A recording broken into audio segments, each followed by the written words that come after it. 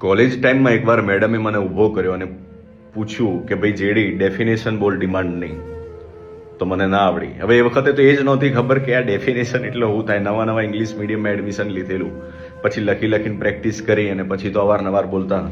Demand means the desire for the commodity which is willingness to purchase and ability to purchase.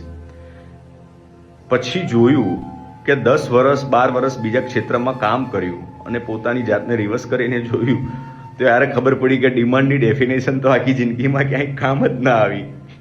કહેવાનો મતલબ એ છે મિત્રો કે જે ક્ષેત્રમાં જવું હોય ત્યાં પ્રેક્ટિકલ નોલેજ બહુ ગેઇન કરો. પ્રેક્ટિકલ નોલેજ જ તમને આગળ તમારા ક્ષેત્રમાં લઈ જશે.